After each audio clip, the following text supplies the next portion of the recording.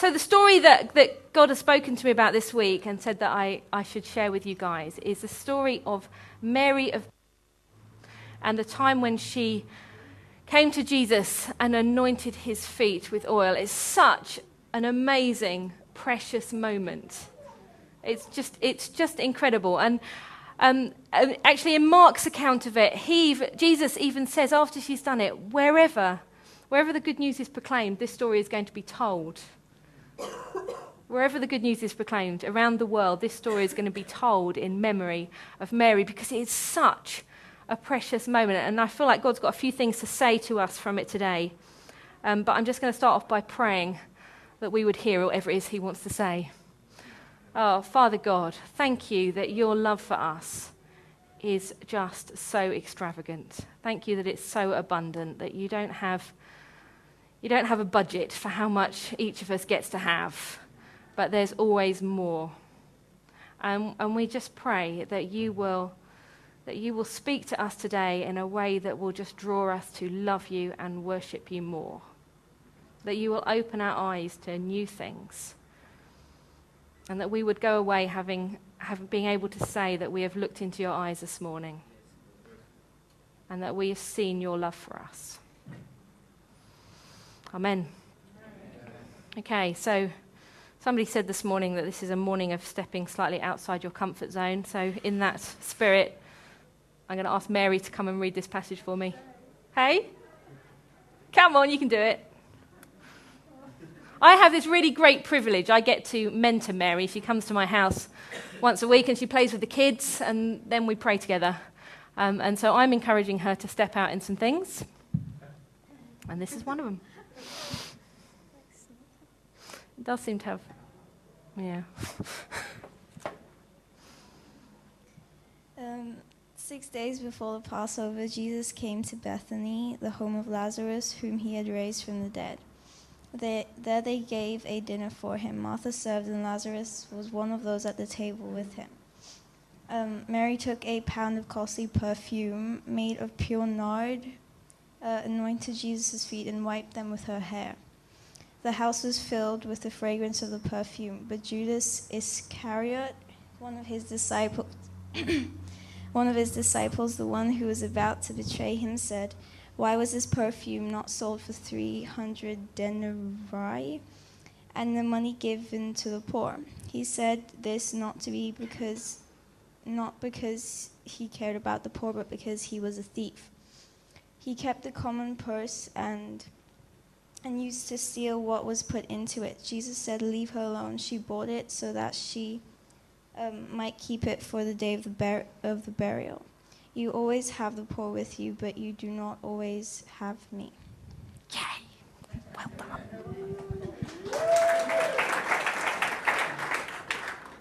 Fabulous. Right, okay, so I look at this moment. Am I allowed to play with my hair? Does that still work? I look at this moment and I can see it as like a pause moment in between two storms in Mary's life. Okay, it's 6 days before Passover. Tomorrow morning, Jesus is going to get on the donkey and go into Jerusalem. By the end of this coming week, he will have been betrayed by Judas, abandoned by his friends, accused by the Jews, crucified by the Romans. She's got quite a week coming up, has Mary. And then he's going to be raised by God to new life. And Mary's going to be there through the whole of that. So you can see that, she's got a storm coming. It's a good pause moment before the storm that's coming. And we're in a place where we're hearing God say that he's got something coming. And it's going to be kind of a storm. It's going to be a big wind. It's going to be a time when what he's doing is going to make it kind of hard to stand up sometimes. And we're at a pause moment. And I don't know about you, but I feel like we're in the middle of another kind of storm. We've had crazy stormy weather this week with the dust clouds and the high winds. We've got crazy storms going on in the economies and in our private lives this week. I don't know. a lot of you will know, but two of the staff at Sat7 where Andrew works have been in accidents with motorbikes this week. 2 in a week.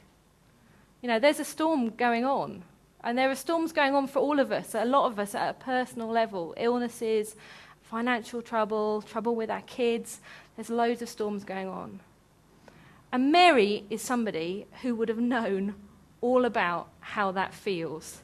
Because if you just flick one chapter back from where we were to the beginning of chapter 11, Mary is sending word to Jesus that her brother is dying.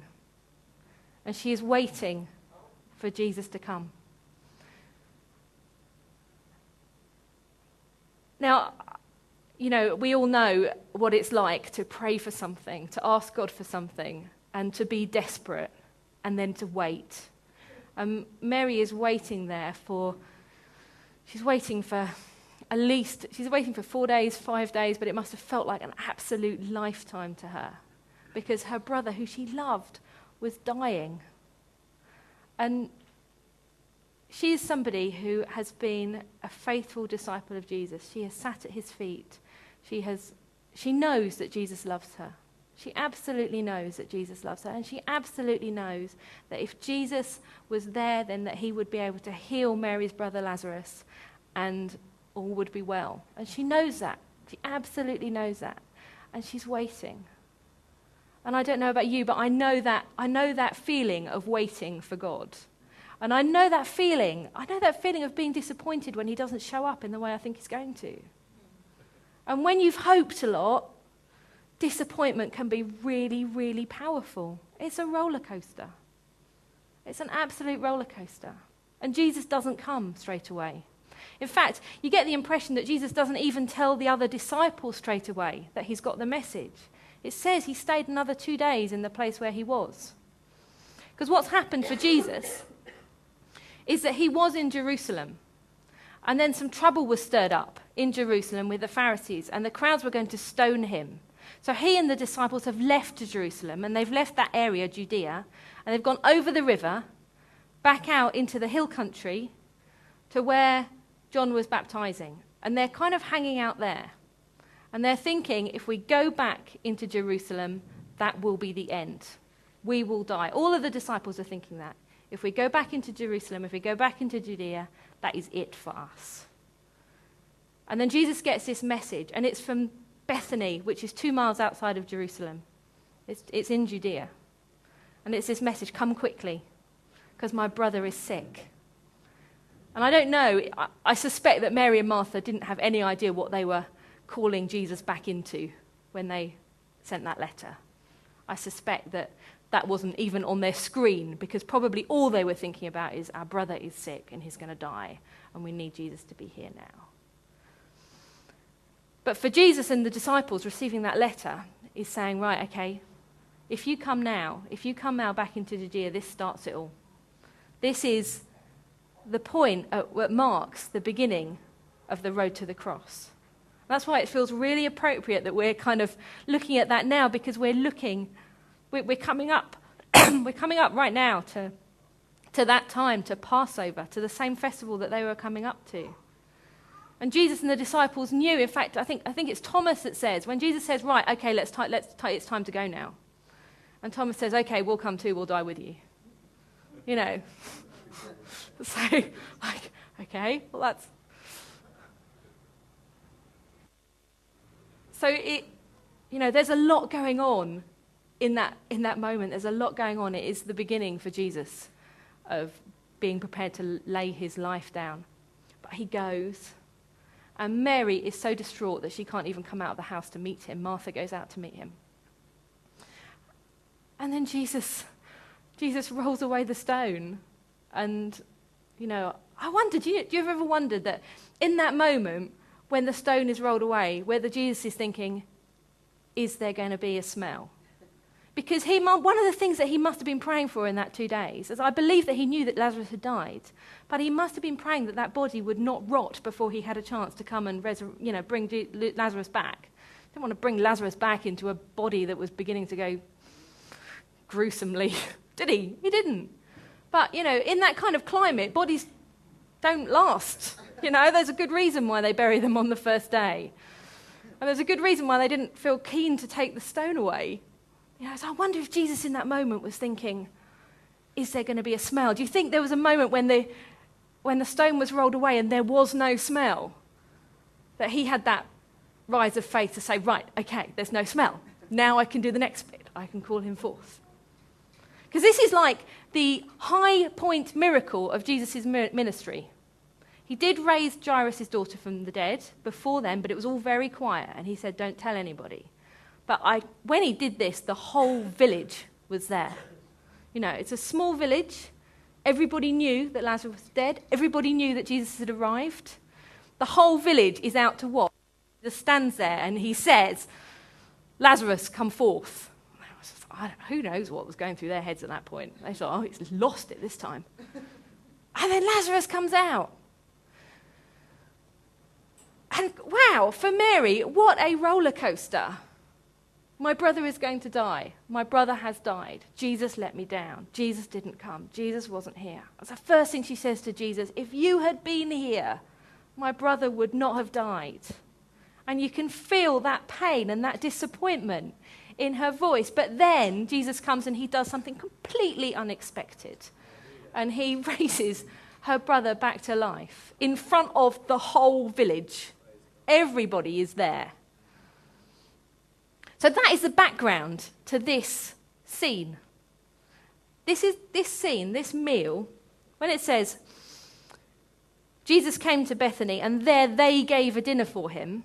Okay, this is the village giving a dinner for him. This isn't just Mary and Martha. It isn't just Simon the leper in the house, in whose house it came. This is the whole village getting together and giving a dinner. But first of all, I need to just make something clear. One of the reasons that I asked Mary to read that is because her name is Mary. Okay? So, that's kind of appropriate, isn't it? But we tend to it's really easy for us to get confused because in Bible times, amongst the Palestinian and Jews, there were about 12 baby names that people had. Okay? They chose from about 12. So there are quite a lot of Marys about. And to give an example, so I looked it up because I have a book in which somebody kind of with a lot of time has gone through, and they've gone through the Gospel and Acts, and they've gone through Josephus, which is a Jewish historian who was writing at about the same time as Jesus. And then they've gone through, they're called the ossuaries. They're like the bone caskets. That's how they buried their dead, and they've got names on them. And they've gone through and they've written down all the names for a 300-year period. Okay? So they've written them down, and then they've done the statistics. And guess what? 1/5 of women were called Mary. Okay? So that means for you teachers, in any class, in fact, in every class that you ever taught, for the whole of your life, they would always, if you had 20 kids, there would always be at least 4 Marys. You're trying to trip me up there. There would always be 4 Marys, okay?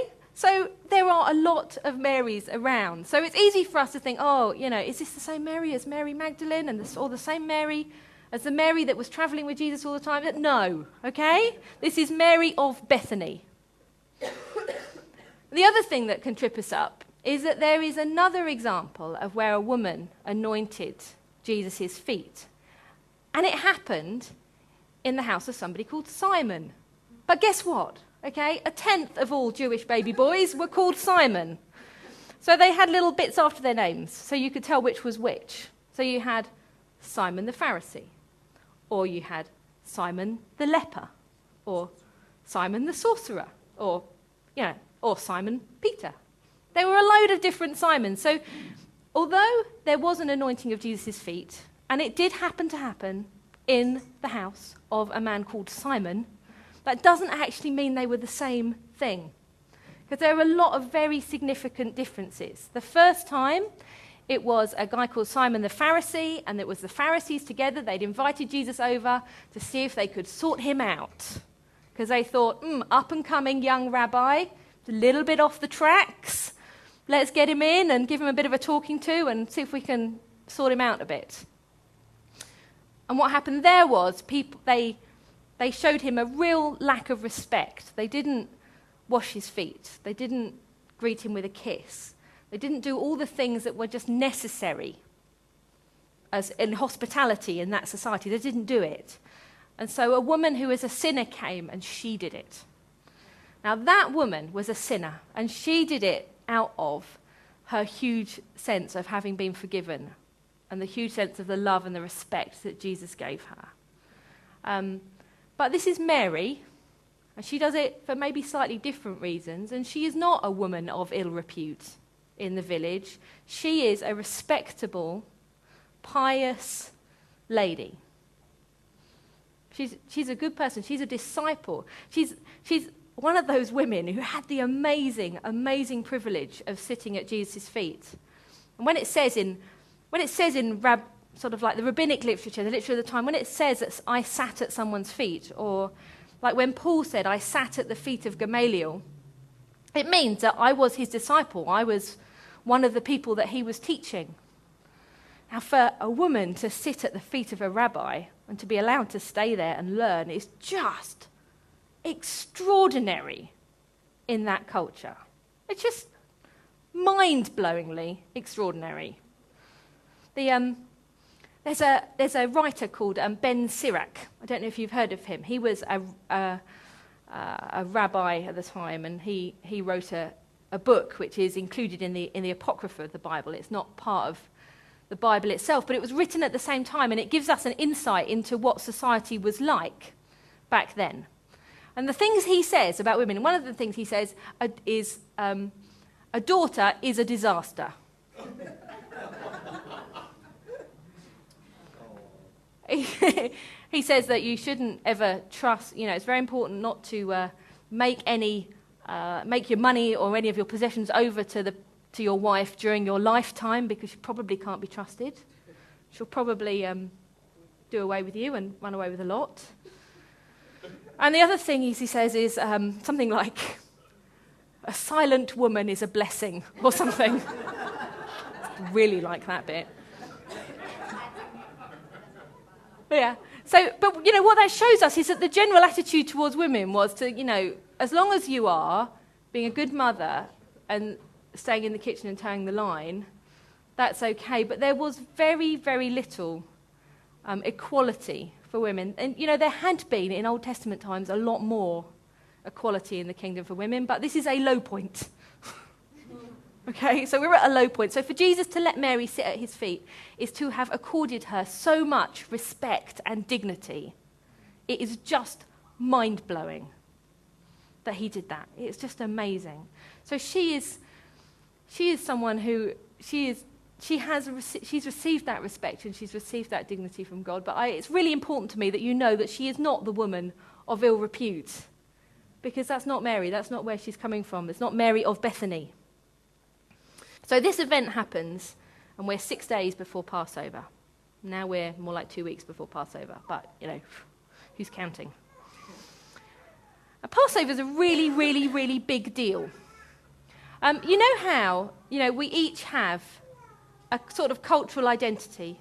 I found that when I moved here and I moved away from Britain, my cultural identity suddenly became a little bit more important to me than it had been before. I really want to eat mince pies at Christmas, eat hot cross buns at Easter, and have fireworks on November the 5th. Because that's part of my cultural identity. It's not actually because any of those things matter, but it's part of what I've grown up with. I like Marmite. Yes. I like milk in my tea. Yes. And I like malt loaf. These things are signs of having been brought up in Britain. For these guys, they have celebrated Passover without a doubt every year since the day they were born. They have been part of that celebration. And they have been taught about the significance of the fact that there was a blemish-free lamb that died, and the blood from those lambs was spread over the doorposts of the people in Egypt, and it rescued them from the angel of death. It rescued them, and it was the beginning of the great rescue of God's people out of bondage and into the promised land. So that's all they're going to be thinking about in this week. You know, us, in the run-up to Christmas, we start thinking about Christmas. And in the run-up to Easter, we think about the cross. Now, these guys, what's in their heads is rescue. So Bethany is celebrating 6 days before Passover, and they are celebrating the rescue of Lazarus from the dead. And they are celebrating the rescue of Mary and Martha from probable financial ruin. And they are celebrating the rescue of their village from obscurity, because they are just one little hill village. And we know about hill villages here. Everybody always says, I'm going to the village. It's like there's only one. But there are quite a lot. Aren't there? There are loads of them. And Bethany's just another hill village. And it's even, the name means house of the poor.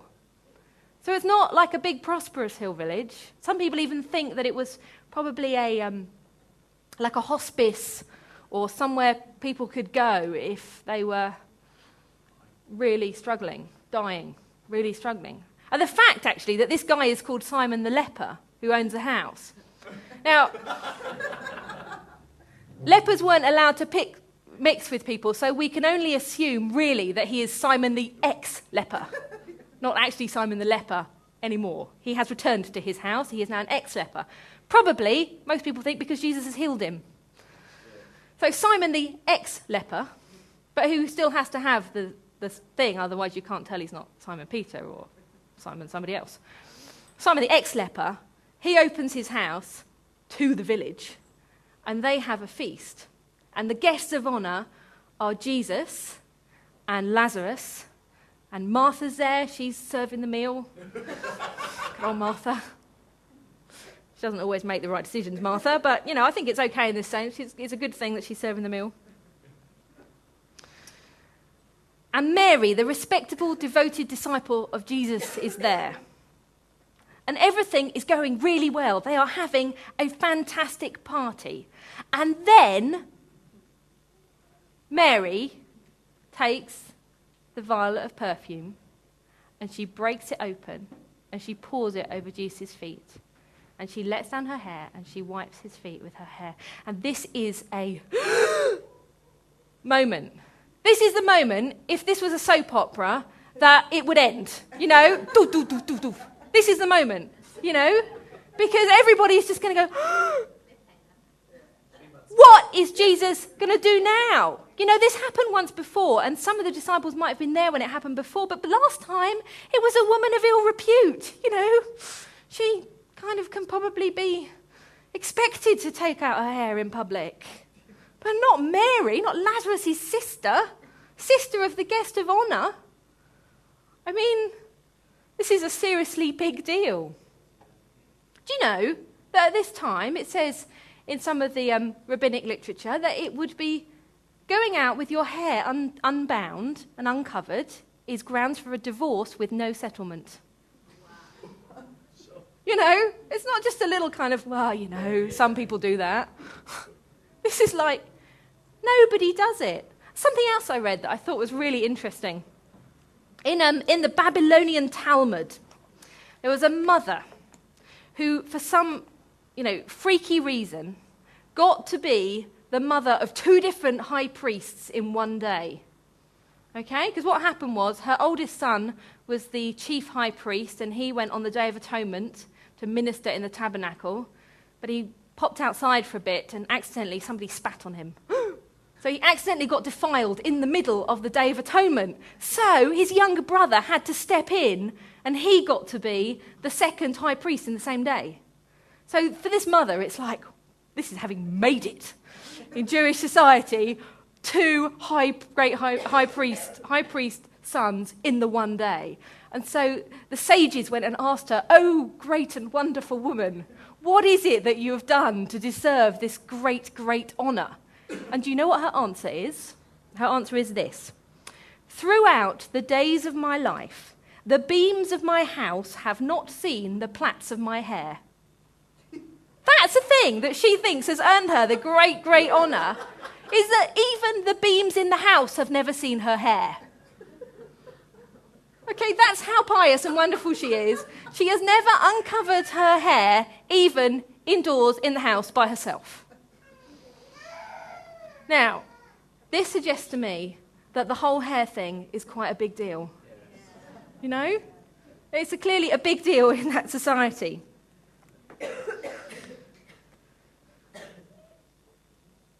So Mary is seriously, when she does that, she is seriously laying down her right to be dignified and well thought of, and thought to be pious, and thought to be good, and thought to be her reputation.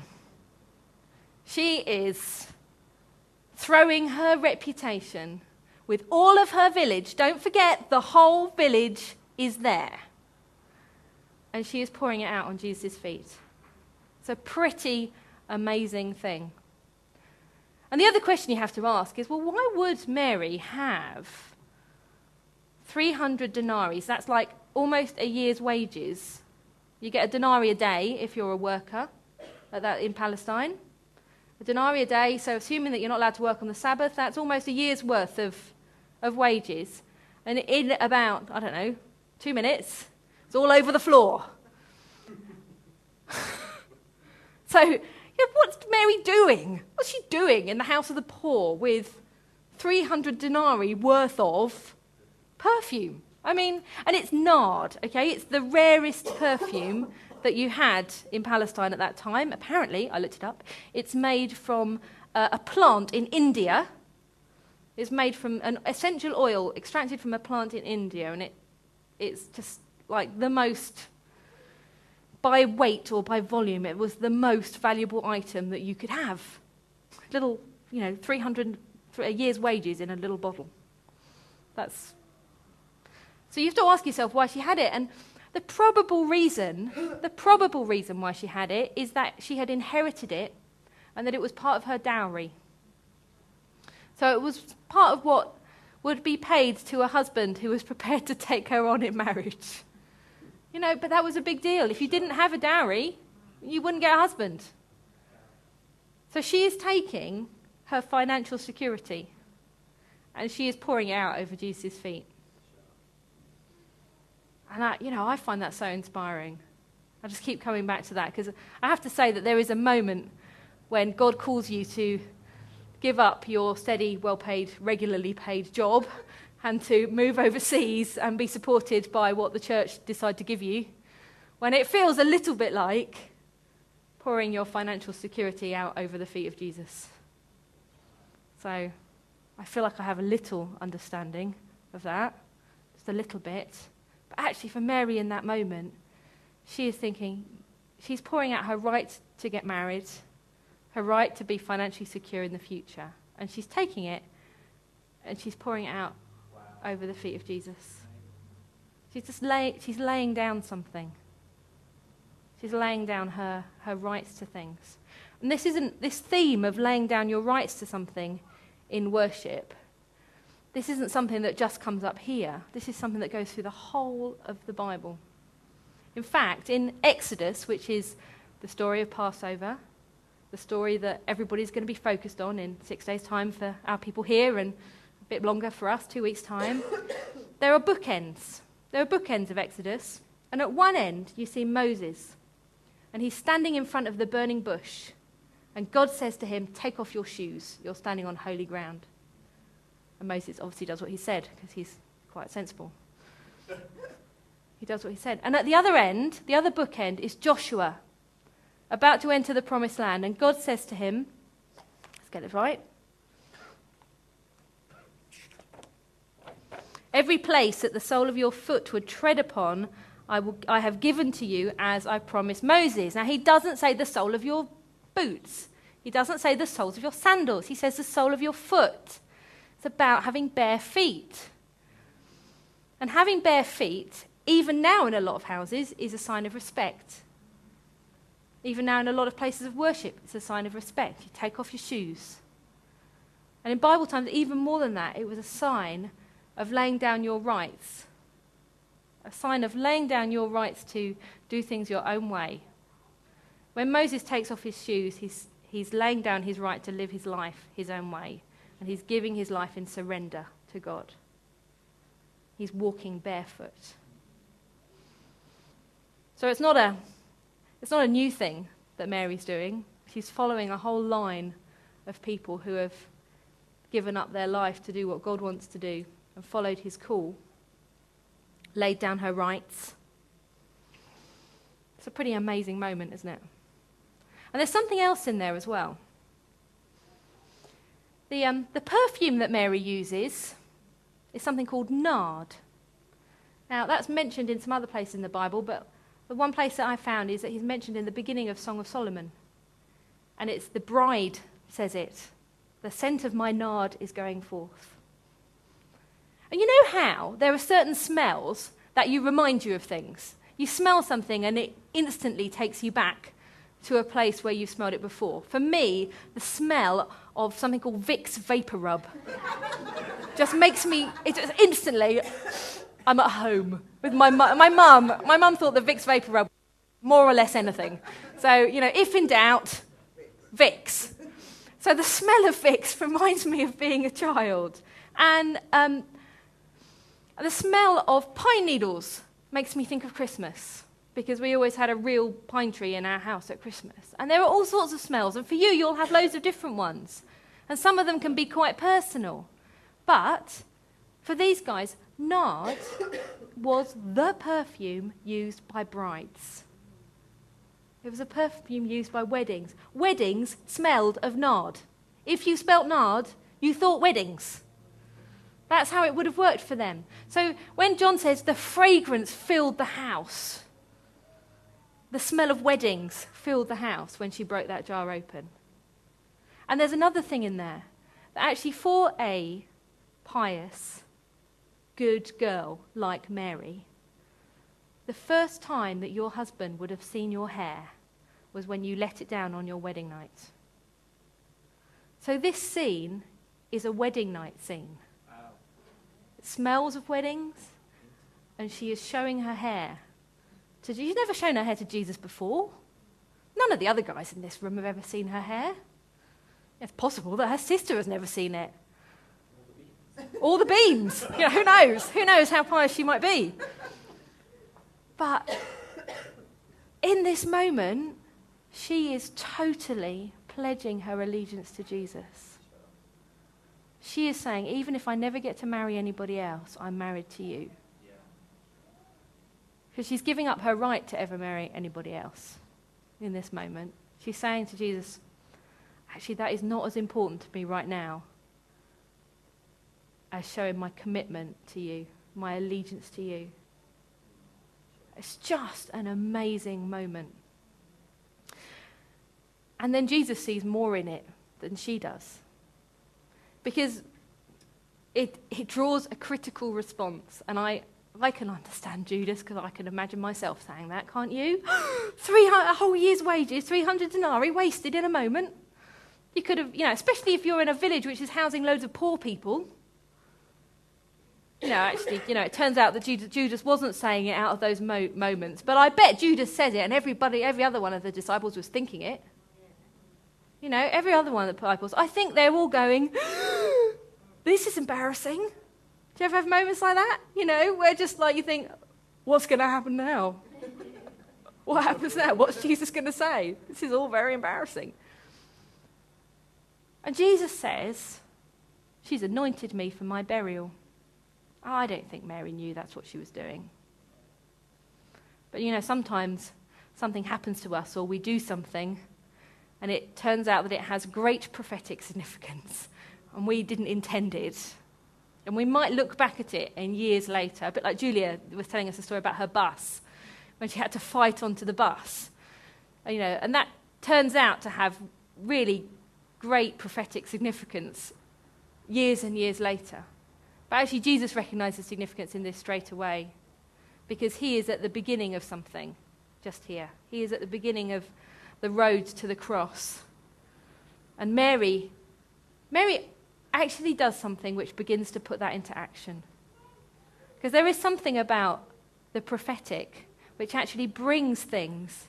You you're pulling things from heaven, and there is something about speaking out or acting or singing or drawing or something in the prophetic which actually makes something change. It actually breaks something. It makes something happen. And so when Mary anoints Jesus' feet with oil, when she pours out her life, she doesn't just anoint Jesus' feet with oil, she anoints Jesus' feet with her life. She pours out her whole life on Jesus' feet. And when she does that, something happens. That starts the run of the storm that's coming. And it's a storm that's awful, but it's a storm that's necessary, and it's a storm that's glorious that's coming. And what Mary does by being obedient to Jesus, but by being prepared to pour out her dignity, pour out her security, and pour out her life, she starts something. She starts something which is glorious and way beyond anything that she could have imagined. Just way beyond it. And I think God's calling us to do that. I read this week about worship. It's from a guy called William Temple, who wrote a commentary on St. John's Gospel. And he says, worship is the submission of all of our nature to God. It is the quickening of conscience by his holiness. It is the nourishment of the mind with his truth. It is the purifying of our imagination by his beauty, the opening of the heart to his love, the surrender of the will to his purpose. And all of this gathered up in adoration, which is the most selfless emotion of which our nature is capable. You know, some of this week are kind of experiencing the submission of some of our nature to God. You know, that's why fasting is powerful. It's because we're choosing to submit our nature. My nature is to eat chocolate every day. In quantity. Yeah, that is my nature. You know. And my nature is to like ham sandwiches. My nature is to, you know, all of that stuff. That's my nature. But there are times, not all the time, but there are times when it is right to submit our nature to God. Yeah. There are times when it is right to surrender our will to his purpose. And you have to understand how that works. You see, Jesus had given Mary her dignity. He'd given her more dignity than she had ever experienced or had hoped to experience in the whole of her life. But she chose to give it back to him. And that's how it works. It's not that God's saying you have no right to get married, you have no right to your own personal dignity, you have no right to not embarrass yourself in front of your friends when you're being a firebrand. He's not saying that you don't have a right to it. He's saying you have every right to it. You have every right to your dignity. You have every right to your family. You have every right to those things. But then give me back those rights. He's saying, lay them back to me. Give them back to me, because then we can start something more powerful than you can even begin to get your head around in your life. The person who knows that they have everything in God but is prepared to give everything back, that's a person God can change the world with. I want to be that person. I'm not that person yet. But I want to be it, don't you? I really want to be it. I want to get there. I want to lay down my right to be comfortable, respected, financially secure, and to pour out my hopes and dreams on Jesus' feet. And I find it really difficult. But I am inspired by Mary of Bethany, because she did something extraordinarily difficult and extraordinarily passionate. And she changed the whole course of history. She began to change the whole course of history when she did it. And Jesus said, wherever the gospel is preached, this woman will be remembered because of what she's done. He realized what she'd done. He realized how extraordinary it was. He knew it was exceptional. In one of his letters, John says, Love not in words or speech, but in truth and in action. And Jesus is saying this to again. He said it to us so many times, but he's saying it to us again. I want more than your singing. I want more than your words. I want your life. I want all the bits you don't want to give me. That's what he wants. What's all the bits that we want to just go, no, okay, I can give you everything else, but I want to keep this bit. He wants those bits. Those are the bits he wants. You remember that picture up there? That heart with a little bit that we're holding back? That's the bit he wants. Because when he's got that bit, watch out, world. We're called to be living sacrifices. Can't remember, tried to look it up, couldn't remember which book it was in. Yeah. Oh, I looked in Hebrews 12, I think. I thought, oh yeah, I recognise that one. Called to be living sacrifice. That's what Mary's being at this point. She's giving her whole life as a sacrifice. Especially at Passover. The Jews have these guys have got in their mind the power of the sacrifice of Jesus. And yet he calls us to come back to him and to be sacrifices with our lives back to him. So that's it. That is all that I'm going to say. Except, that's all, just that. Except that I'm going to give you an opportunity now, if God is speaking to you, to say yes. To say yes. Maybe band could come up and play something. Band? Go on, Mary. Do you know what Mary did earlier? I promised her I wouldn't say this, but I'm going to do it anyway. Do you know what Mary did earlier? She made you sacrificed your right to stay at the back and hide, didn't you? Hey? You did. We all have those things that God calls. And, when God calls you, if you're feeling like, oh, well, God hasn't called me yet, well, you're wrong, okay? Because it just means you haven't been listening or you haven't heard it. God's calling you to something. It might not be the same thing that he's calling me to, but he's calling you to something. He's got a call on your life. And if you haven't heard it yet, keep listening. Because it's not that he hasn't called you, I promise. There's nobody that he's like thinking, oh, there's nothing I can do with them. There is nobody. There is nobody here. There is nobody in God's kingdom who doesn't have a call on their life. Absolutely no one. Yeah.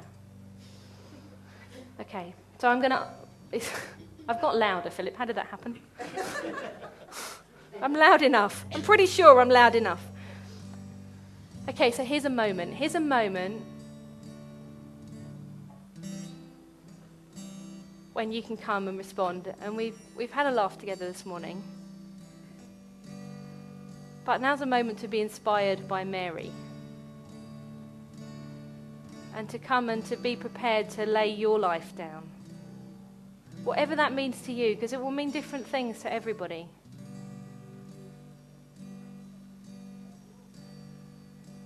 But if you're ready for that, then, while the band is playing, then come forward and we'll pray for you. Because what Mary did cost her everything. But God is worth it. And the fragrance filled the whole room. The fragrance of what Mary did filled that whole house. And you can bet that it filled that whole house for weeks and weeks and weeks. That smell would have stayed around. Do you know, I think that smell was on Jesus' feet when he was crucified. And that smell was on his feet when they buried him. Because perfume like that, once it's got on you, it doesn't come off easily. It hangs around. And let's let the smell of our worship, of our giving up our lives to him, let's let that fill this room. Let's let that fill this nation. And let's let that fill this region.